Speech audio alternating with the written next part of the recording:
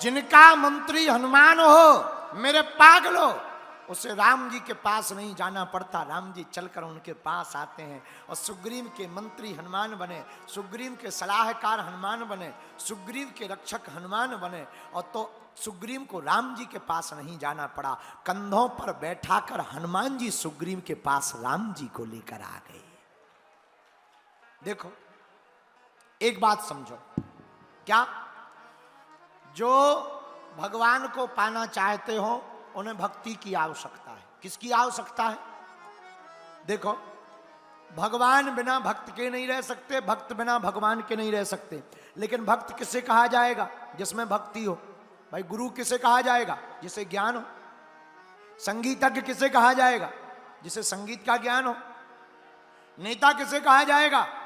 जो चुना जाए, जिसको वोट बढ़िया मिले और जीत जाए, वही नेता है। उसी प्रकार भक्त वही है जिसके अंदर भक्ति है। जिसके अंदर भक्ति होती वही भक्त कहलाता है, और जो भक्त कहलाता है उन्हीं के भगवान हो जाते हैं।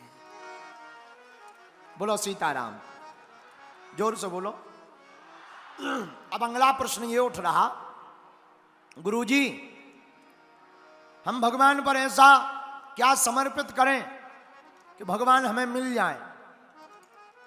कई लोग दूध चढ़ाते हैं, कई लोग नारियल चढ़ाते हैं। एक आदमी हमें मिला छत्तीसगढ़ का, बोले गुरुजी हम तो हनुमान जी को 20 साल से नारियल चढ़ा रहे, कुछ नहीं हो रहा। हम कहा कितने साल से? बोले 20 साल से। क्या चढ़ा रहे? नारियल। हमें हंसी आई, बोले आप हंसने क्यों लगे? हमने कहा भैया तुम नारियल फोड़कर चढ़ाते हो कि ऐसे ही? बोले गुरुजी फोड़कर चढ़ाते हैं। हमने कहा ठटरी के बरे, खपड़ियां हनुमान जी के मंदिर में रख देते हो, गरी गोला पत्नी को खिलाते हो। तुम कहते कि हनुमान जी कृपा नहीं कर, तो तुरंत बोला हनुमान जी को नारियल से क्या लेना देना, भाव देना चाहिए। हमने कहा वही तो हम तुम्हें कह रहे कि नारियल चढ़ाने से भगवान को क्या लेना देना, नारियल से जो सीख लेनी चाहिए वो लेना चाहिए। बोले क्या? हम कहा नारियल क्यों चढ़ाया जाता है, कभी विचार किया? बोले नहीं। हम कहा नारियल ऊपर से होता कठोर, भीतर से होता है नरम। मानो ऊपर से चाहे जैसे रहो, भीतर से इतने नरम रहो कि भगवान भी तुम्हें स्वीकार कर ले गए। बोलो सीताराम, जोर से बोलो। बोलो हनुमान जी महाराज की। लेकिन एक आदमी को भगवान कैसे मिले? एक आदमी चोर, और चोर को भी भगवान मिल गए। महाचोर चोरी के अलावा कुछ नहीं करता था। एक दिन चोरी करने गांव में गया, कुछ नहीं मिला, परेशान हो गया, चोरी का सामान नहीं मिला, विचार करने लगा क्या किया जाए। गांव के बाहर आया, चोरी के लिए कुछ मिला नहीं, शंकर जी का मंदिर मिल गया। सोई मंदिर में जाते ही बोला मिले और तुम मिले। शंकर जी से बोला मिले और आप? राम जी होते तो मुकुट ही होता, वही चुरा लेते। और शंकर जी के पास होता ही क्या, 1 घंटा, घंटिया 1 घंटा, ज्यादा से ज्यादा 1 मिट्टी का मटका। शंकर जी के मंदिर में होता ही क्या है? सोई चोर मुस्कुराते हुए बोला मिले और तुम मिले। राम जी मिलते तो कम से कम पीतल के वे ही होते, आप तो स्वयं पत्थर के। अब ठीक है, लेकिन तब तक उसकी नजर मंदिर के ऊपर गई, बड़ा सा पीतल का घंटा देखा। बोले बाहर में गया कुछ नहीं है, यही सही है। लेकिन वो ऊंचाई पर था, निकालने में बड़ी दिक्कत थी। उसने क्या किया? शंकर जी के ऊपर ही चढ़ गया, नसेनी बना लिया भोले बाबा की पिंडी को, शिवलिंग को ही नसेनी बनाकर चढ़ गया। घंटा को खोलने लगा, नीचे से आवाज आई मांग वरदान। चोर बोला ये आवाज कहां से आ रही? लगता है किसी ने देख लिया। नीचे से शंकर जी बोले किसी ने नहीं देखा, हम बोल रहे भूत भावन महादेव। चोर ने कहा शंकर जी तुम कहां? शंकर जी बोले नीचे देखो। चोर ने जब पैर के नीचे देखा, सच में शंकर जी का मुंह बना हुआ बोल रहे हैं।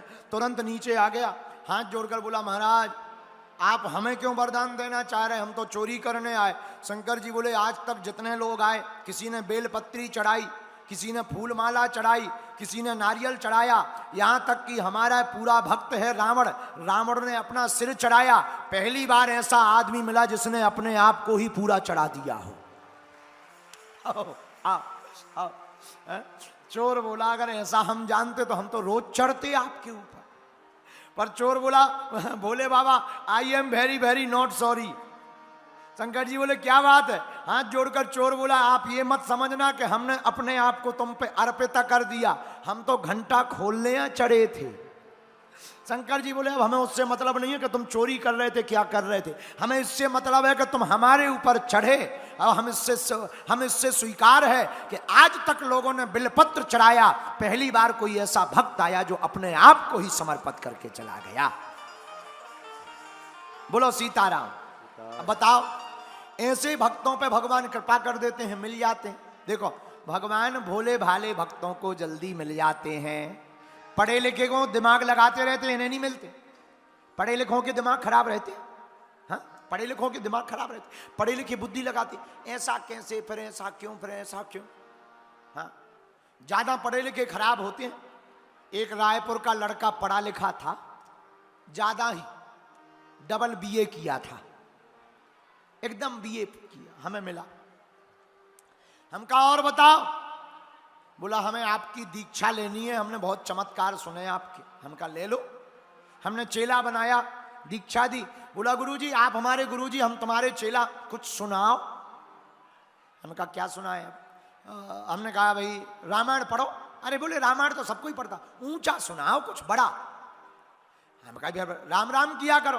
अरे बोले ये तो सबको ही करता है, कुछ बढ़िया सुनाओ, वेद ज्ञान तत्व शास्त्र सुनाओ।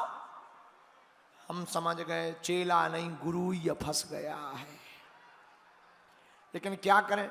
हमने कहा गीता सुनाए, तो धीरे से कहता है हाँ गीता कुछ चलेगी, मतलब कुछ पूरी नहीं कुछ चलेगी।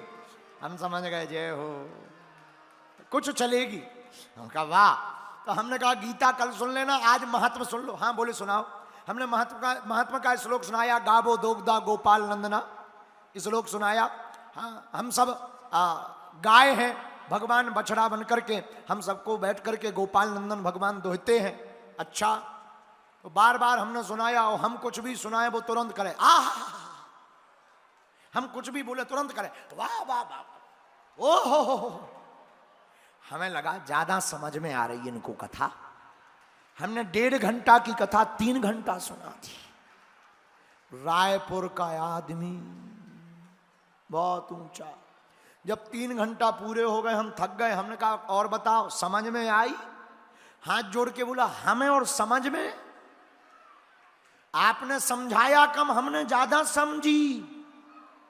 हमने कहा भैया हम ही नहीं समझ पाए तुम्हें, तुम तो सब समझ गए। फिर हमने धीरे से मुस्कुराते हुए कहा कि कम से कम कुछ पूछो तो, कोई संदेह हो तो पूछो। बोले नहीं हमें कोई संदेह। अरे हम कहा पूछो तो, कुछ तो पूछो।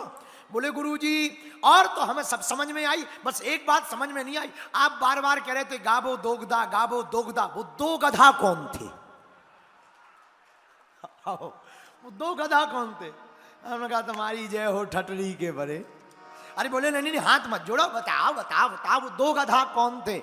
हमने कहा एक हम जो 3 घंटा से कथा सुना रहा है, एक तुम जो कुछ समझ नहीं पा रहे।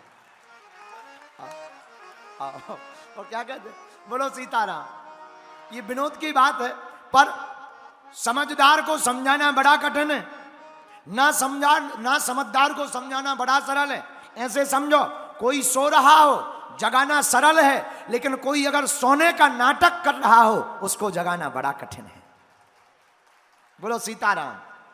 जैसे कई बच्चे होते बदमाश, तो वो सुबह स्कूल उन्हें ना जाना हो तो वो आंखें बंद करके सब सुन रहे, माता जी जागो उठो उठो, और सो नहीं रहे, जाग रहे, नाटक कर रहे। ऐसे लोगों को जगाना बड़ा कठिन है। उसी प्रकार मेरे छत्तीसगढ़ के पागलो, अगर तुम सो रहे हो अज्ञान से तो तुम्हें हनुमान चालीसा ही जगा सकता है, लेकिन अगर तुम सोने का नाटक कर रहे तो कोई नहीं जगा सकता। इसलिए सर्वोत्तम उपाय है आज की कथा को सुनकर जाग कर अपने हृदय में भी राम जी को जगा लेना चाहिए।